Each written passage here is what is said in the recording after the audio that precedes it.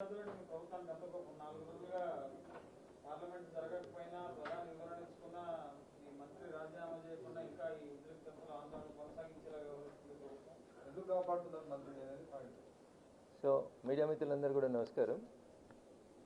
Neat పరీక్ష పేపర్కి సంబంధించి ఒకరిద్దరు వ్యక్తులు చేసినటువంటి కొన్ని పేపర్ల దొంగతనం, అది లీక్ కాలేదు. కొంతమంది తమ వ్యక్తిగత స్వార్థానికి చేసినటువంటి కొన్ని పేపర్లు దొంగతనం చేసి వాళ్ళకి సంబంధించినటువంటి వ్యక్తులకి సంస్థలకి లాభం చేకూర్చాలనే ప్రయత్నం చేశారు తప్ప పేపర్ లీక్ అయి టీవీలలోనో పేపర్లలోనో సోషల్ మీడియాలో రాలేదు. ఒకరు ఇద్దరు వ్యక్తులు లేదా ఒక 10 మంది వ్యక్తులు తమ కుటుంబాలకు తమ ఇన్స్టిట్యూషన్కు సంబంధించినటువంటి వాళ్ళ కోసం 1-2 చోట్ల పేపర్ల దొంగతనం జరిగింది. దాని మీద ప్రత్యేకమైనటువంటి ఇన్వెస్టిగేషన్ ఏజెన్సీస్ అన్నీ ఇన్వెస్టిగేట్ చేస్తూ ఉన్నాయి. దాదాపు ఇప్పటికే 17 మంది రకరకాలైనటువంటి వ్యక్తులు ఇంక్లూడింగ్ ప్రొఫెసర్లతో సహా అరెస్ట్ అయినారు. తర్వాత భారత ప్రభుత్వమే ఇనిషియేట్ తీసుకొని నీట్ పేపర్ని రద్దు చేసింది. మళ్ళీ నీట్ పరీక్ష అయిపోయింది, రిజల్ట్ కూడా వచ్చింది, ర్యాంకులు కూడా ఇవ్వబడ్డాయి, కౌన్సిలింగ్ ప్రాసెస్ కూడా స్టార్ట్ అయింది. ఇక ఇప్పుడు ధర్నా అయిందన్న వారం రోజులు లేట్ అవుతుంది. రొటీన్ ప్రాసెస్ ప్రకారం జరగాల్సినటువంటి అడ్మిషన్ ప్రక్రియలో 7 నుంచి 15 రోజులు కొన్ని యూనివర్సిటీల ప్రాంతాల్లో లేట్ అవుతుంది. నీట్ పేపర్ని ఒకటి దొంగతనం చేసినా, ఇద్దరు దొంగతనం చేసినా లీక్ కాలేదు. దొంగతనం జరిగింది, దొంగతనం చేసిన వాళ్ళు అరెస్ట్ అయినరు, ఇంకా లోపలనే ఉన్నారు. ఆ పేపర్ని రద్దు చేసినాం, కొత్తగా పరీక్ష పెట్టినాం, రిజల్ట్ ఇచ్చినాం, స్టిపులేటెడ్ టైం లోపల ర్యాంకులు ఇచ్చినాం. నీట్ ఎగ్జామ్ రాసిన విద్యార్థులందరూ సంతోషంగా ఉన్నారు. ఇలా ఢిల్లీ జంతర్ మంతర్ దగ్గర నీట్ ఎగ్జామ్ రాసిన వాళ్ళు ఎవరన్నా ధర్నాలు ఉంటే చెప్పుండ్రి.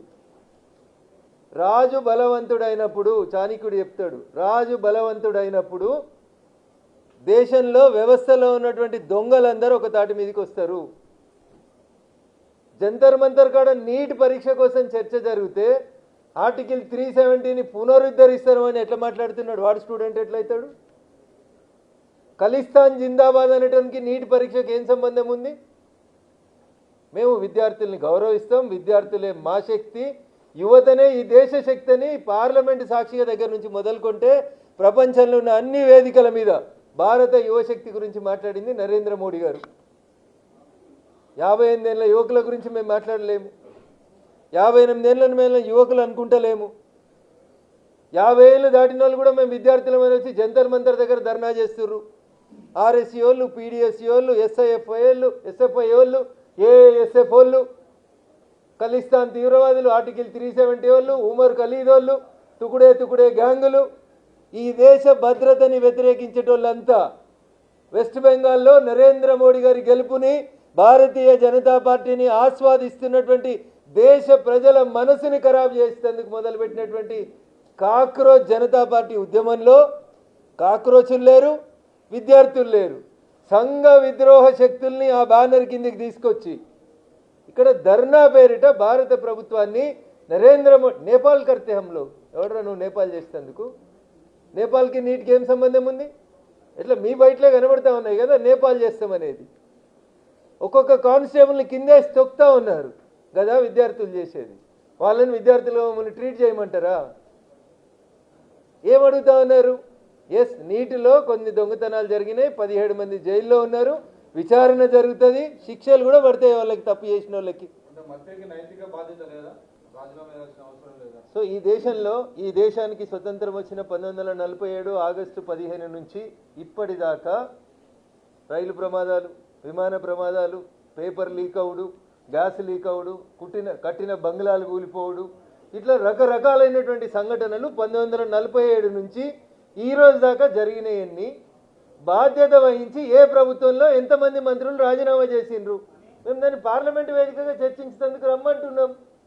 చర్చకు రమ్మంటే రాహుల్ గాంధీ పారిపోతున్నాడు, బయట లొల్లి పెడతా అంటున్నాడు రోడ్ల మీద. నీ దగ్గర గణాంకాలు ఉంటే నువ్వు వచ్చి ఫ్లోర్లో నీకు మైక్ ఇస్తాం, చర్చ స్టార్ట్ చేయంటున్నాం. మీరు నీటిపై చర్చ జరగాలన్నా ధర్మేంద్ర ప్రధాన్ గారు రాజీనామా చేయాలన్నా ధర్మేంద్ర ప్రధాన్ గారు రాజీనామా చేయాలి. రాజీనామా చేసినాక చర్చ ఏముంటుంది? ఇంకా మీరు చర్చను ప్రారంభించి చర్చలో మా తప్పుల్ని ఎత్తి చూపుండ్రి. When we cannot defend our self అప్పుడు మీరు మా రాజీనామా అడుగుండ్రి. మేము చెప్పిన సమాధానంతో సంతృప్తి చెందకపోతే then definitely we will quit our jobs. మేము ఫెయిల్ అయితే, మేము ఫెయిల్ అయిన రోజు మేము తప్పకుండా క్విట్ అవుతాం. విద్యార్థులు లేరు, మిగతా శిక్షులంతా ఉన్నాయంటారు. మన లాఠీ చార్జ్లో విద్యార్థులకు ఎవరికి గాయాలు జరగలేదంటారు. ఇప్పుడు 50 సంవత్సరాలు దాటిన ఆయన నేను వచ్చి పిహెచ్డి చేస్తున్నాను, నేను జేఎన్యూ విద్యార్థిని, నేను ఢిల్లీ యూనివర్సిటీ విద్యార్థిని అని క్లెయిమ్ చేసుకుంటే I cannot blame such type of things. మీరు మాట్లాడుతుంది నీట్ గురించి మాట్లాడుతున్నారు, నీట్ వల్ల నష్టపోయిన విద్యార్థుల గురించి మాట్లాడుతున్నారు. అందులో నీట్ ఎగ్జామ్ రాసిన ఒక్క విద్యార్థి ఆ ధర్నాలు ఉంటే మీరు ఫైండ్ అవుట్ చేయండి.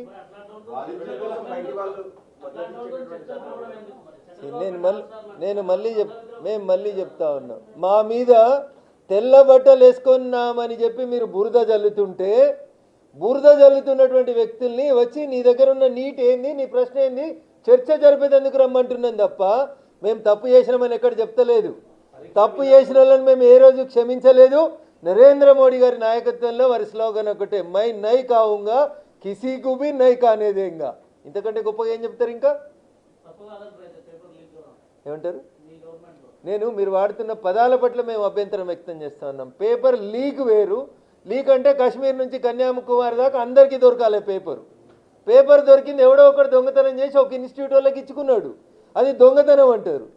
దొంగతనం వేరు, లీక్ వేరు అన్న. లీక్ అంటే అందరు సోషల్ మీడియాలో అందరికి వచ్చేసేయాలి. ఎవరికి వచ్చిందన్న నీట్ పేపర్?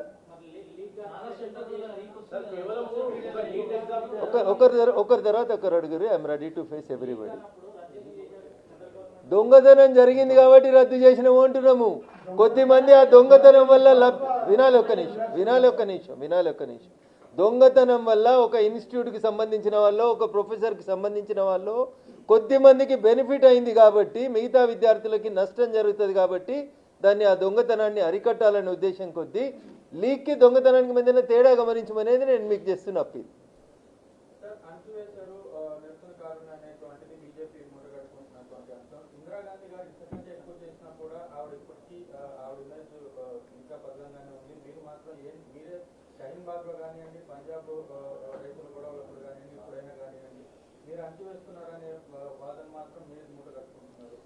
ఇప్పుడు తెలంగాణలో కాంగ్రెస్ ప్రభుత్వము ఫీజు రియంబర్స్మెంట్ చేస్తలేదని ఏబీవీపీ విద్యార్థులు అసెంబ్లీని ముట్టడిస్తామని వచ్చిర్రు.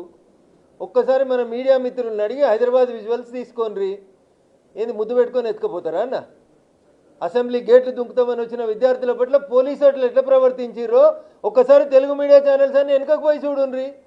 ముఖ్యమంత్రి నివాసాన్ని ముట్టడిస్తామంటే కూడా రావద్దు బాబు అని తోలుకపోతారా? లా అండ్ ఆర్డర్ని చేతిలోకి తీసుకుంటామని భద్రత అంశాలకు సంబంధించిన అంశం వచ్చినప్పుడు పోలీస్ తన డ్యూటీని తను చేస్తుంది, ఇర్రెస్పెక్టివ్ ఆఫ్ పార్టీస్. ఒక రాష్ట్రంలో ఆందోళన జరుగుతుంది, ఆందోళన అంచడం ఎట్లా అనేది ఆ రాష్ట్ర పోలీస్ శాఖ తీసుకోవాల్సినటువంటి నిర్ణయం. దాన్ని విద్యార్థులను అంచివేసిరు. మీ జర్నలిస్టులు పోతే కూడా లాఠీచార్జ్ అయింది చాలాసార్లు తెలంగాణ అసెంబ్లీ దగ్గర. పాత ప్రభుత్వంలో అయింది, కొత్త ప్రభుత్వంలో కూడా అయింది. గవర్నర్ బంగ్లా కోసం దరఖాస్తు ఇస్తామంటే రానిస్తారు, గోడ దుంకుతాం విధ్వంసం చేస్తామంటే అరెస్ట్ చేయకపోతే ఏం చేస్తారు? ఎక్కడ కూడా అణిచివేయలేదు.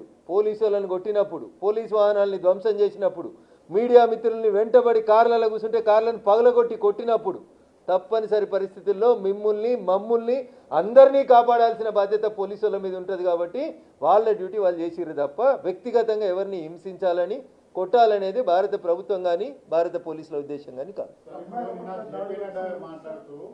కాంగ్రెస్ పాలిత రాష్ట్రాలతో పాటు మిగిలిన రాష్ట్రాల్లో కూడా పేపర్ లీకులు జరిగాయని చెప్పి ఒక లిస్ట్ ఇచ్చారు.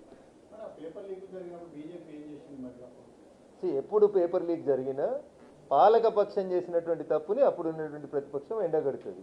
ఆ రోజు మేము పాలకపక్షంగా ఉండుంటే మేము ఎంక్వైరీకి ఆదేశించినాం. కాంగ్రెస్ కనీసం అది కూడా చేయలేదనేది మీరు అర్థం చేసుకోవాలి. అది నడ్డా గారు ఇచ్చినటువంటి లిస్టు సారాంశం. There is a platform. ఎంపిక అయినటువంటి లీడర్లకి, ఎంపీలకి, లీడర్ ఆఫ్ అపోజిషన్కి the platform is not the Lok Kalyan Marg, the platform is Parliament. అరే నీ దగ్గర సబ్జెక్ట్ ఉంటే వచ్చి పార్లమెంట్లో చర్చ ప్రారంభించు. మైక్ కట్ చేయకుండా ఏం మాట్లాడతావో ఇస్తాం అవకాశం. నీకు చాలాసార్లు ఎల్ఓపిగా నీకు మాట్లాడమని అవకాశం ఇస్తే you never spoke on the subject. ఓసారి శివుడు అంటే, ఓసారి మహాభారతం అంటే, ఓసారి ఇంకోసారి అంటే, ఓసారి కుస్తీ పోటీల గురించి మాట్లాడతావు. This is the way how the LOP speaks. మేము మైక్ ఇస్తాం, రమ్మంటున్నాం, చర్చ ప్రారంభించమంటున్నాం. నువ్వు కూడా అదే అడుగుతున్నావు కదా. చర్చ ప్రారంభించిన తర్వాత if the allegations levelled against the minister are high, then the government will take a decision. చర్చ లేకుండా ఎట్లా సాక్ చేస్తావు నువ్వు? ఈ దేశ న్యాయ వ్యవస్థ ఏం చెప్తుందంటే ఉరి శిక్ష వేసిన ముద్దాయిని కూడా ఉరి తీసే కంటే ముందు రోజు నీ చివరి కోరిక ఏంది అని అడుగుతుంది. అరే నువ్వు సాక్ చేయాలంటున్నావు కదా, చెప్పు కారణాలు చెప్పు. LOP you come before the parliament and speak, మాట్లాడి చెప్పు మేము చేసిన తప్పులేంది, అసలు నీకు లీకేజ్ అంటే ఏంది, దొంగతనం అంటే ఏంది, ఈ రెండింటి మధ్యలో ఏమైనా తేడా తెలిస్తే you please come tomorrow to the parliament and address answer my question at least. అయోధ్యలో విరాళాల చోరీ జరిగితే చంపత్ రాయ్ నైతిక బాధ్యత వహిస్తూ రాజీనామా చేశారు. ఇక్కడ ధర్మేంద్ర ప్రధాన్ ఎందుకు నైతిక బాధ్యత తీసుకుంటారు? ఇక్కడ లీక్ కాలేదు కాబట్టి చేయట్లేదు. దొంగతనం వేరు లీక్ వేరు. అక్కడ కూడా దొంగతనం జరిగింది కాబట్టి అరెస్టులు జరిగినాయి. మా ప్రభుత్వమే ఉంది, మేమే సిట్ వేసినాం, మేమే అరెస్ట్ చేసినాం. మీరు అంత ఆగమాగం కావాల్సిందేముంది? దొంగతనం జరిగితే దొంగతనం జరిగింది, దొంగ ఎవడో దొరకబట్టిన లోపలేసినాం. మీరేసిరా, కాంగ్రెస్ వాళ్ళు వేసిరా, సమాజ్వాదీ వాళ్ళు వేసిరా, మేమే వేసినాం. యోగి ఆదిత్యనాథ్ గారే సిట్ వేసిరు, విచారణ జరుగుతుంది. ఊరన్నాక అందరు ఉంటారు, రకరకాల వ్యక్తులు ఉంటారు. మీ దాంట్లో కూడా మంచోళ్ళు ఉన్నారు, మీ దాంట్లో కూడా చెడ్డోళ్ళు ఉంటారు. దానికి ఎవరేం చేస్తారన్నా? వ్యవస్థలో అన్ని రకాల వ్యక్తులు ఉంటేనే వ్యవస్థ అవుతుంది. వ్యవస్థను పట్టుకొని వీళ్ళు ఉన్నారా వాళ్ళు ఉన్నారా అంటే అందరు ఉంటారు. తప్పు చేసిండు ఒకడు. అరే తిరుపతి పోతూ ఒక ఆయన మాలలుండి అలా దేవుని విగ్రహం ఎత్తుకొని పోయి పరిగెడుతున్నాడు. ఈజ్ ఇన్ మాల, మీదున్న కండువా తీసి దేవుని విగ్రహం మీద వేసుకొని ఎత్తుకొని పోతున్నాడు. సీసీటీవీలలో చూసి దొంగలు దొరకబట్టిర్రు. మరి నువ్వు భక్తునివే కదా, ఎట్లా ఎత్తుకపోయినావు అంటే? సో ఆయన బుద్ధి ఆ నిమిషం భగవద్గీతలో ఏం చెప్తాడంటే కర్మానుసారే బుద్ధి అని చెప్తాడు.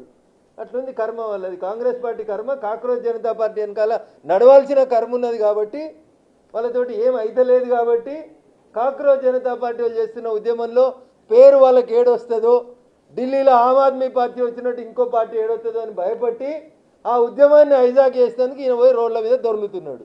Nothing more than that.